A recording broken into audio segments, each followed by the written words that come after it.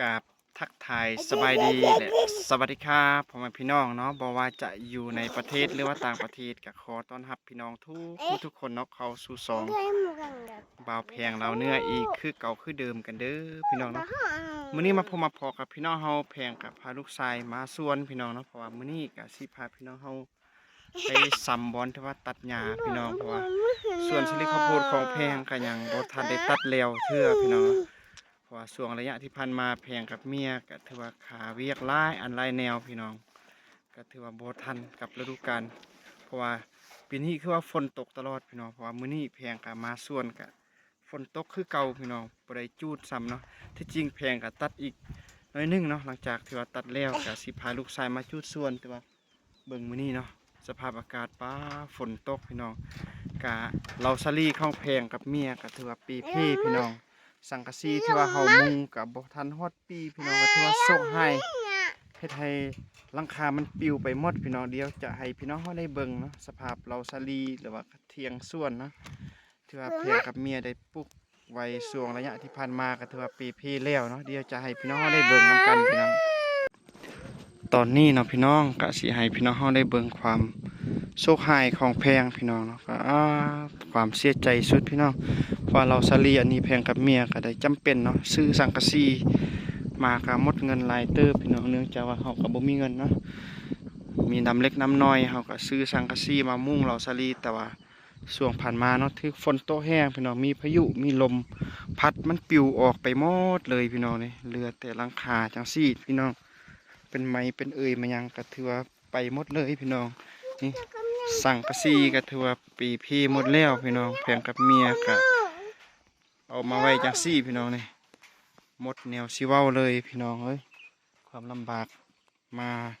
ซ้ำเติมอีกแล้วพี่น้องเฮ็ดให้แพงกับเมียจะต้องได้เสียเงินอีกพี่น้องจากว่า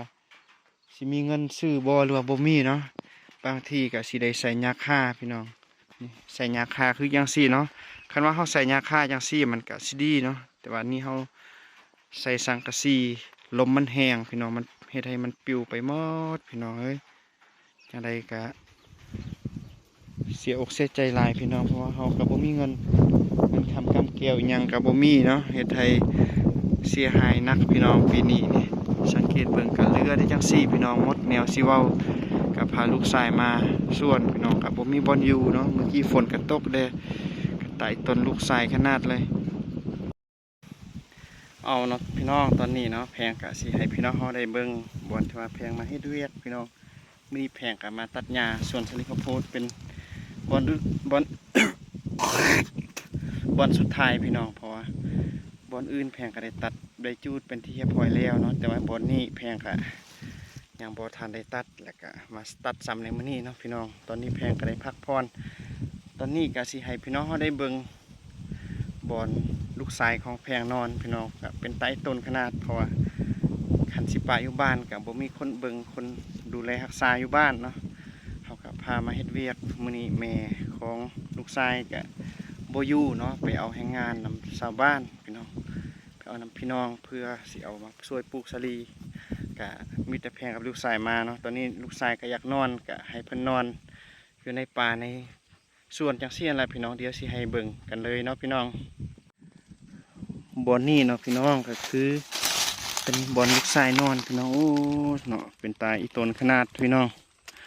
เขากะพาลูกทรายมาลำบากอยู่น้ำดินกินน้ำหญ้าจังซี่พี่น้องอดทุกข์อดยากเนาะชีวิตนี่กะยังกำลังสู้สนอยู่พี่น้องยังบ่มียังเป็นหลักเป็นต่อเดี๋ยวแพงสิปลุกลูกทรายกลับบ้านพี่น้องนอนแล้วเสียงฮะ ลูกชายก็อยากนอนอยู่ฮะเร็วไปตะกุ้งเสียงเพิ่นบ่ยอมลุกพี่น้องคือว่า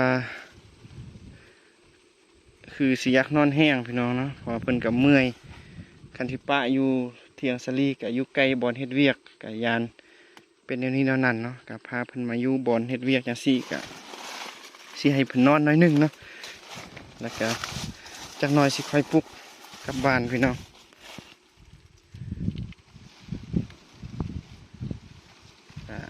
มา ทุกข์มายากเนาะชีวิตนี้ก็กำลังสู้ซนพี่น้องฝากลุ่มพี่เนาะพี่น้องก็คือเป็นบอลที่ว่าแพงมาตัดหญ้าพี่น้องก็ถือว่าสำเร็จเป็นที่เรียบร้อยกันแล้วพี่น้องรอท่าแต่สิจูดเนาะพี่น้องอีก2-3 วันแพงก็สิได้จูดแล้วพี่น้องเพราะแดดกะ2-3 มื้อเนาะก็มีแดดอยู่บางตอนก็แดดบางตอนก็ฝนเขาก็สิจูดคันว่าบ่ไหม้เขาก็จำเป็นต้องสิได้ปลูกไปตามฤดูกาลของมันพี่น้องแล้วก็ตอนนี้แพงก็สิได้กะเกียมมัดเมียนเครื่องคองกลับบ้านพี่น้องเอ้ยอีต้นลูกไทรสิปลุกลูกไทรกลับบ้านเนาะพี่น้องนนลูกไทรของแพงก็ซื้อนนเนาะพี่น้องนนเร็วเสียงเก็บไว้เร็วเร็ว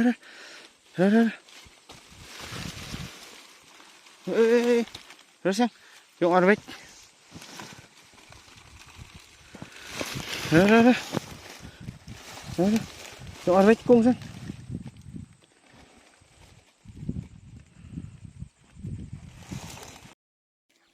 เอาเนาะพี่น้องเนาะตอนนี้แพงกับลูกไทรก็ได้มากินข้าวพี่น้องเนาะเพราะว่าลูกไทรก็อยากกินข้าวแห้งพี่น้องนี่สังเกตเบิ่งลูกไทรเนาะก็ได้กินข้าวมาเด้อพี่น้องเนาะมากินนำกันอาหารที่ว่าเรากินมื้อนี้ก็คือเป็นของกินสุกที่ว่าเราเอามาแต่บ้านเนาะพี่น้องเพราะว่าแพงกับลูกไทรมากอะบ่ได้กะเกียมอย่างไรเนาะเอาของกินสุกมาแต่บ้านพี่น้องก็คือเป็นต้มซีนงัวเนาะพี่น้องกระดูกงัวมากินตอนช่วยพี่น้องตอนเที่ยงเนาะภาษาพื้นบ้านเขาว่าตอนช่วยเนาะแต่ว่าทางฝั่งไทยเขาเอ่ยว่าตอนเที่ยงเป็นข้าวเที่ยงเนาะจะประมาณนี้เนาะพี่น้องนี่ลูกชายก็กำลังกินซีนเนาะจะคนที่ว่าอยู่ในบ้านนอกบ้านนาอาจจะฮู้ดีพี่น้องการดำรงชีวิตก็กินไปเพื่ออยู่พี่น้องเนาะกินเพื่อรอดแต่นะพี่น้องบ่ได้กินอาหารแซ่บหรูหราพี่น้องอันนี้เนาะพี่น้องก็คือเป็นหน้าตาอาหารของเฮาพี่น้องก็ประมาณนี้เนาะพี่น้องกับลูกชายกับบ่มีคนเอาพี่น้องเมียกับไปซอกเอาแรงงานน้ำชาวบ้านน้ำพี่น้องเฮาอยู่บ้านเนาะส่วนแพงกับพาลูกชายมาส่วนเมื่อกี้กับลูกชายกับมานอนอยู่ในเทียงส่วนบ่แม่นเนาะอยู่ในกลางส่วนพี่น้องอยู่ใต้ต้นไม้พี่น้องแพงกับอีต้นลูกขนาดเลยคือว่าบ่มีคนเอาลูกเนาะพี่น้องจำเป็นต้องเอามาเวลาเขาเฮ็ดเวียกเฮ็ดงานกับพาลูกมานำพี่น้องก็ถือว่ายังยุ่งยากสมควรตอนนี้แพงกับขออนุญาตนำพี่น้องเขาเนาะกินข้าวกินน้ำก้อนเนาะหลังจากกินข้าวกินน้ำแพงกับสิได้เฮ็ดเวียกต่อพี่น้องเอาพี่น้องตอนนี้เนาะแพงกับลูกชายก็ได้กินข้าวกินน้ำเป็นที่เรียบร้อยกันแล้วพี่น้องเนาะก็ถือว่าผ่านไปสำหรับการกินข้าวแล้วก็ตอนนี้เนาะแพงกับสิให้พี่น้องเขาได้เบิ่งเนาะแพงสิไปเก็บเห็ดพี่น้องเพราะว่าที่แพงก็ได้เห็นนี่เห็ดชนิดนี้เนาะพี่น้องก็คือเป็นเห็ดขอนข้าวเนาะพี่น้องภาษาเบิ้นพื้นบ้านเดียวภาษาลาวเขาเอิ้นว่าอย่ามอดอ่ะเป็นเห็ดขอนเนาะพี่น้องเห็ดขอนข้าวพี่น้องเห็นอยู่ในต่อไม้ต่อนึงเนาะพี่น้องไล่อยู่เนาะเดี๋ยวแพงจะพาพี่น้องเขาไปเอานำกันเลยเนาะพี่น้องเอาพี่น้องตอนนี้แพงครับพาลูกชายกำลังสีไปเอาเห็ดพี่น้องนะจักมันเป็นเห็ดกินบอหรือว่าบ่เป็นเนาะตามที่ว่าแพงอยู่ไก่พี่เบิ้งเนาะก็น่าจะเป็นเห็ดค้อนข้าวพี่น้องเนาะเอาไปเบิ้งนำกันเลยว่าจะเป็นหรือบ่เนาะคนคันว่ามันแม่นนะเขากะสิได้เอามาเห็ดกินพี่น้องคันว่ามันบ่แม่นเขากะสิบ่เอาพี่น้อง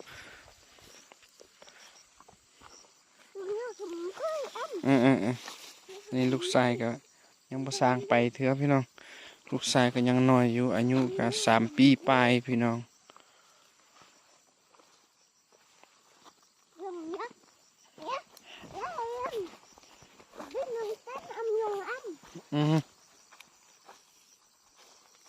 เฮาสิได้ข้ามแม่น้ำอันนี้ไปพี่น้องฝากนั้น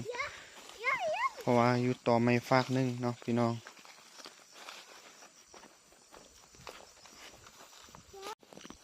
ตอนนี้แพงกับพาลูกไส้ย่างไปหาเป้าหมายของเฮายังบ่ทันได้ฮอดเทื่อพี่น้องโอ้ย ลูกไส้ลมพี่น้องเฮาจะย่างขึ้นไปเบิ่งเนาะน่าจะแม่นอยู่น่าจะแม่นพี่น้องเฮาไปเบิ่งนำกันเลยพี่น้อง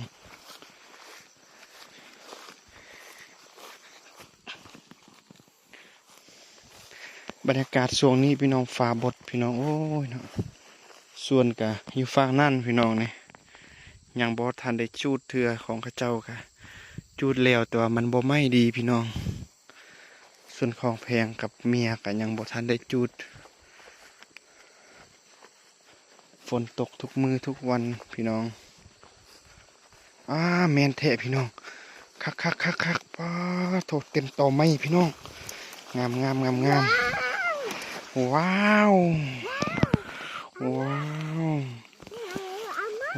เก็บเลยอย่าไปใช้ตายงจ่อยตาห้ามแสงดอกงามพี่น้องเห็ดคอนเดี๋ยวเฮาสิพาพี่น้องเฮาเอานำกันเลยเนาะพี่น้องนี่ลูกชายกะนี่ทั้งเพิ่นดีใจแฮงนี่ดอกงามขาวๆอยู่พี่น้องช่วงนี้ก็ถือเป็นช่วงฤดูกาลแต่ว่ามีเห็ดเนาะพี่น้องเห็ดออกตามธรรมชาติพี่น้องหลายชนิดอยู่คักพี่น้องนี่ลูกชาย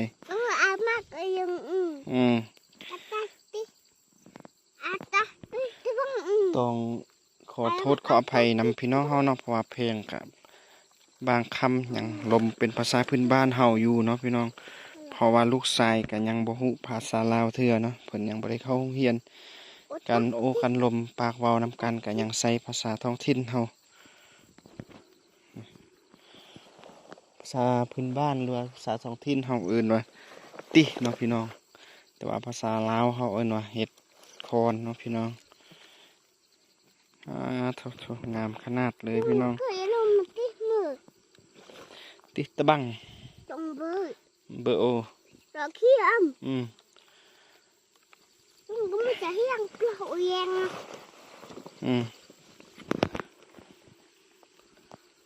งามขนาดเลยพี่น้องนี่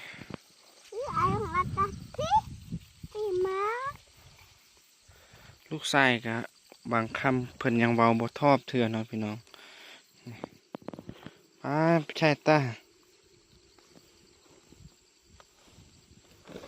ใจดักหากี่เบื่อนกก็รอดยังน้องแทน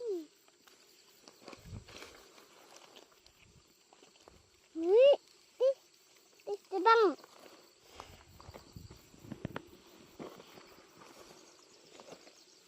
ยังไงจะน้องตา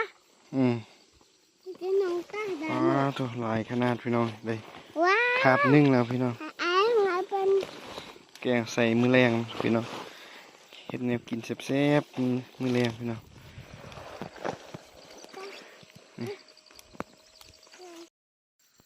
เอาพี่น้องตอนนี้เนาะแพงกันได้พออีกบอลนึงพี่น้องแต่ว่ามันยังบ่ไล่เถื่อเนาะอีกอย่างมันห้าเขาออกพี่น้องยังน้อยอยู่เนาะอีก2-3 วันมันก็น่าจะใหญ่แล้วเนาะบอลนี้เนาะ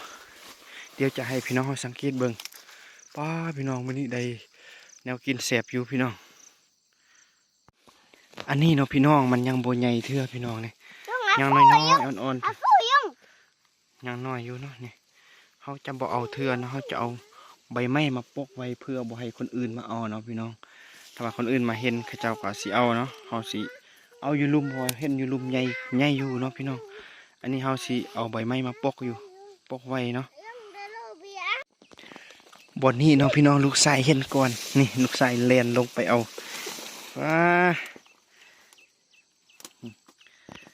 งามอยู่เนาะพี่น้องข้าวจวดเลยพี่น้องออกตามคอนไม้เนาะพี่น้องเอากระสิเอาพวกหนึ่งมันยังน้อยอยู่พี่น้อง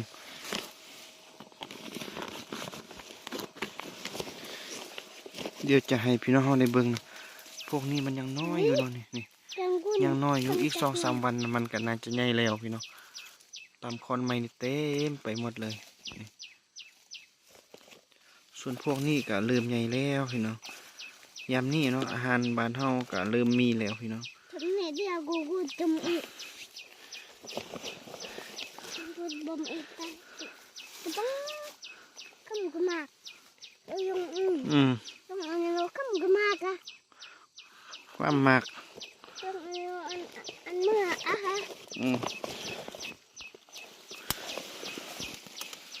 บ่ให้ลูกชายเอาผู้เดียวพี่น้อง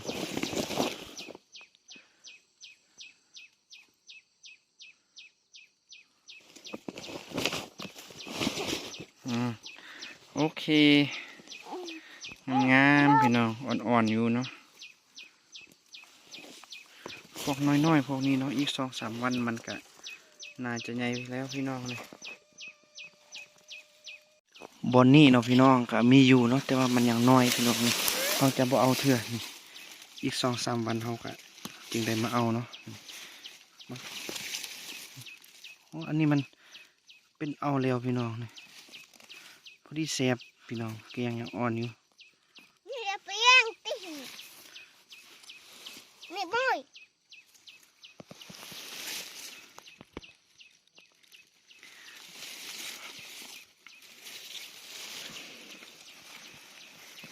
ใครที่มันลูกจ้ะ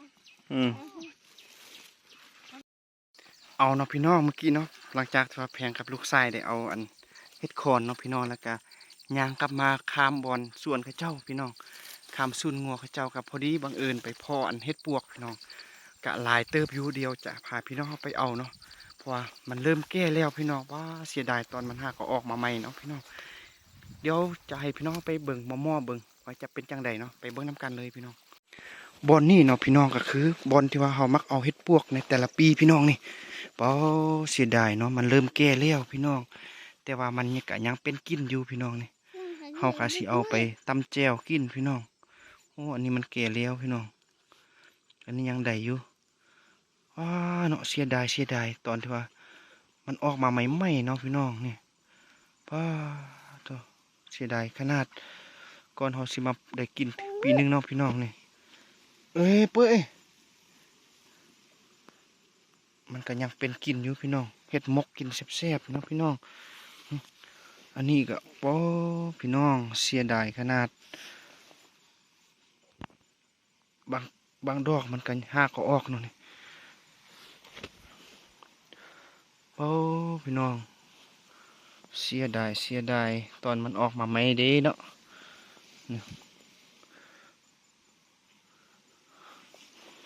ปล่อยอันนี้ก็เป็นตะการนะมั้งพี่น้องการมันยังเป็นกินอยู่แต่ว่าเขาก็สิเอามาล้างให้มันสะอาดเนาะพี่น้องเท่านี้เป้าพี่น้องเสียดายขนาดแต่ละปีเขามักมาเอาเนาะแต่ว่าปีนี้เขาลืมบอนคิดว่ามันสิบ่ออกเนาะอีกอย่างเขากับบริมาทางนี้นี่ป้าพี่น้องเต็มเลยแถวนี้นะเห็ดปวกปีหนึ่งเทื่อหนึ่งนี่แถวนี้ยังดีอยู่พี่น้องแถวลุมมันทึกแดดหลายเนาะเขาเขาสิเอามาตำแจวกินพี่น้องเกี่ยวเห็ดปวกแล้วก็แกงเห็ดคอนนี่อันนี้ดอกใหญ่อยู่ว้าวงามอยู่พี่น้องงามอันนี้ยังลายอยู่พี่น้องป้อยำนี่ก็ถือว่ายำมีเห็ดโอ้ยขันเขาเอาแวกมันจะดีกว่าเนาะอันนี้ใส่มือดึงมันหักง่ายพี่น้องนอนในแตงมานอนโอ้อันนี้มันบ่เป็นกินแล้วพี่น้องเราสิเลือกเอาแต่ดอกเถื่อมันยังเป็นกินเนาะพี่น้องโอ้อันนี้มันเริ่มเน่าแล้วปวกกินหมดพี่น้องเสียดายเด้เนาะตอนมันออกมาไม่เงี้ยแถวนี้มันบ่เป็นกินแล้วพี่น้องนี่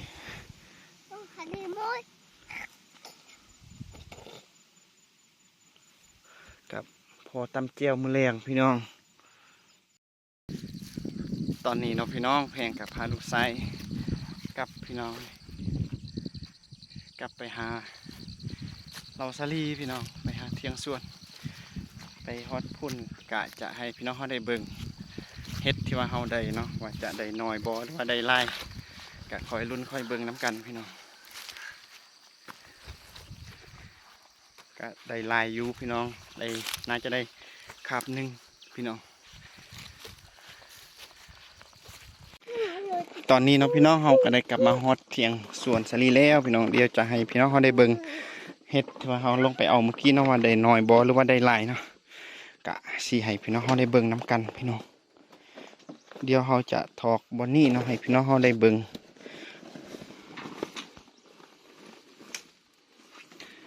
ว้าวพี่น้องกันถือว่าได้หลายเติบพี่น้องได้หลายพี่น้องกำลังอ่อนกำลังงามอยู่พี่น้องเราจะเอามาแกงกินมื้อแรงแซ่บๆพี่น้องเนาะอาหารพื้นบ้านของเราใครที่ว่าเคยกินเนาะหรือว่าเคยใส่วิถีชีวิตจังซี่ใครอย่าลืมเข้าไปเบิ่งเนาะวิถีชีวิตแล้วก็กดไลค์กดแชร์กดติดตามเด้อพี่น้องเอาเนาะพี่น้องตอนนี้เนาะการที่ว่าเรามาส่วนพี่น้องมาตัดหญ้ากะยังบ่ทันแล้วพี่น้องเรากะตอนนี้กะหลังจากที่ว่าเราไปเอาอันเฮ็ดนะพี่น้องไปเอาเฮ็ดแล้วเรากะได้กลับมาฮอดเที่ยงสาลีแล้วพี่น้องพักผ่อนจักหน่อยแล้วก็เรากะสิได้ไปเวียกต่อเพราะว่าหน้าเวียกของเราก็ยังบ่แล้วยังน้อยนึงเนาะเราสิไปตัดหญ้าซ้ำบอนที่ว่ามันยังบ่ทันแล้วหลังจากตัดแล้วเรากะสิได้